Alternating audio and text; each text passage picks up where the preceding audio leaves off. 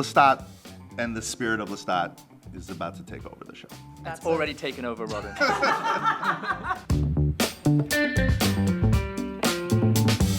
Claudia, she's really kind of like kept in a cage in a lot of ways, particularly by Armand, and she broke out of the cage that Lestat was sort of keeping her in her mind. But Lestat actually has a certain amount of like respect for how powerful and independent Claudia is, even if she can't necessarily see it. Oh, I think she sees it. I think she feels it inside. But I mean, they had good moments together as well. So I think there is love there. Whether I think if you ask Claudia that question, it would be shut down completely. But I think they're very similar in a way. So I think they have an understanding with each other. Even though she hates him, she sees, herself in him. Yeah. And they have a lot of similarities. But like this is my opinion. Ask Claudia this, it's a no completely. Right. But yeah, I think they have a lot of similarities and lots of love, but it's overcast by their hatred for each other. Yeah. I mean, they're family. Yeah. They are family, and that is a very specific bond. Everyone has crazy relationships with them, and whether these are the people you're stuck with for life, even if you hate them, they're your family. And it's complex, but I think Lestat totally misunderstood Claudia, and he undermined her, and he didn't see how incredible she was until she showed him. And I think once he saw that, there was a lot of love and pride. But he is, vengeful, proud, vain, complex monster. You know what I mean?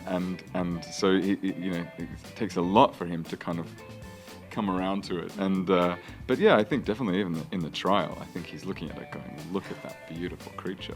Like, look what I did. Yeah. Look at that. Look at that. Yeah. But he's also like, look, like, that's part, that's my family. Yeah.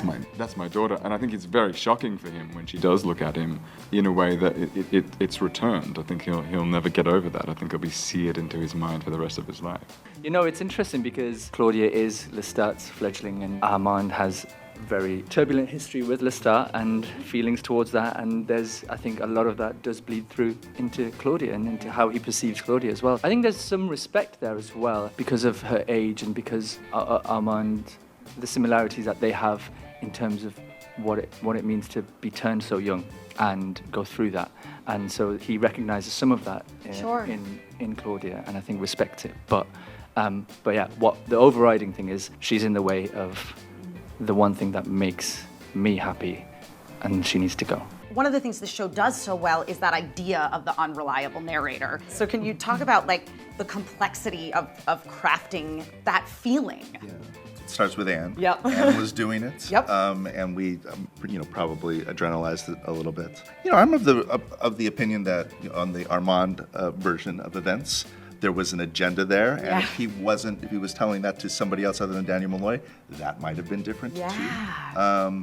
And that there's probably a percentage in my head of what I think Louis got right about Lestat, and I think it's like all of us. Yeah. How we think of ourselves, how we think of others, and how time plays with that. That was something we were fairly obsessed about for the first 2 seasons. Going back to Claudia, she's in some ways, even though, yes, there's so much of Lestat in her, and she is very good at being a vampire in ways that Louis couldn't quite embrace, there is still this very, pure, good story at the center with her and Madeleine, and, finally getting somebody to choose her. It's, such a triumphant moment for Claudia. Yeah, it really is. And filming it felt like that as well. And I think, I was talking with Hannah about it, and I think in a way she could go happy now, because that's the only thing that she's ever needed to hear. And she is this strong, fierce vampire, but she also looks for validation of her existence in a way.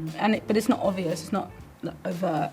It's she's battling with herself. So having someone else reinstate her existence and say that she's the thing that matters right now, I think she could go happy. Yeah.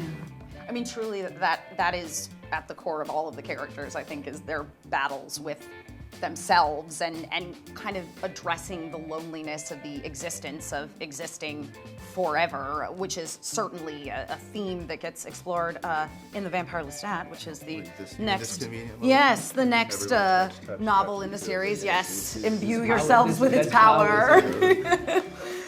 Wait, tell me about this copy of Vampire Lestat. Is this like one that you've had for a long time, or? Whoa! Okay. All right. Cool. You're just gonna leave that here, right? I think that is one of the strengths, is that the tone of this show just absolutely nails the books. And there's a lot, obviously, that's been changed and updated, but it's very true to the spirit of what these stories are. That is the first and foremost thing that is important to me, and anybody that comes into the writer's room is sort of, we're pressed with that. There's like a sort of an empty chair there all the time for Anne, and always go back to Anne. Yeah. And like what's so exciting about this next book is it's so wildly different than the first book, and there's a swagger to this book that's really, we're very excited to get into. Yeah. Well, and I mean, I need to know what's the musical inspiration for the rock star Lestat? David Bowie. Oh, obviously. Mick Jagger, Bjork, Freddie Mercury, Mark Sandman, Franz Liszt, Otis Redding, Moses Sumney, Douglas Dare, Red Cross, Lang Lang, Iggy Pop, St. Vincent, Prince, Florence Welch, Jim Morrison, T-Rex, Gustav Mahler, Brendan Flowers, Fiona Apple, Serge Gainsbourg, Electric Light Orchestra, The Sweet, Nick Cave, Raleigh Ritchie, Benjamin Clementine, Chapel Rowan, Gustavo Dudamel, David Lee Roth, Ryan Cadner, John Cale, Jeff Magnum, Paul Westerberg, Daniel Hart. Wow. How did you come up with that list? He's Lestat. Yeah. He's gonna be pinching from just the best and all the that's true. and just then really, beat them. Yeah, because he's Lestat. Yeah, He's Lestat. he's the best there is. And Armand is now just out there in the world. He's been left behind by Louis, who found out all of his treacherous ways of Listening to manipulating. Lestat's double album as well. Yeah, exactly. on repeat. Seeing if there's a song about him. Which one's about me? Which one's about me? There's circumstances, right? Interview with the Vampire has been out. It's been Yep. unleashed. Consequences for everybody. Except Claudia, unfortunately, who's no longer. Why would you say that? Why would you say that? Because That would be a silly thing to do. I know. have Delaney. I know. Delaney here. Why would I stop writing for Delaney? That seems like a really, really dumb thing to her do. spirit comes back around later, so. I'll talk to you about how we're doing it. But Yeah. Right. if you were running this show, Yes. wouldn't you bring back Delaney? Immediately. There you go. Yeah. Okay. Well, you've given me a lot to ponder. Armand, being sad in the bathtub, listening to Lestat's music, trying to figure out if. I don't know if it's sad. I don't know if it's sad. More mad. Vengeful. More mad. Yeah, No, just let's seething. I think he's gonna like Lestat. I can imagine Armand with a Vampire Lestat tour T-shirt. Oh, for sure. I think he hates that he does love every aspect of Lestat, but he hates it. He fucking loves it at the same time. Yeah, I am so looking forward to getting that history in even greater detail. What's great about this interview is it's all total bullshit because I've barely written anything for this thing. It's all in the brain. It's all in the brain. We have a couple things. Yeah. Yeah, but not really anything's written.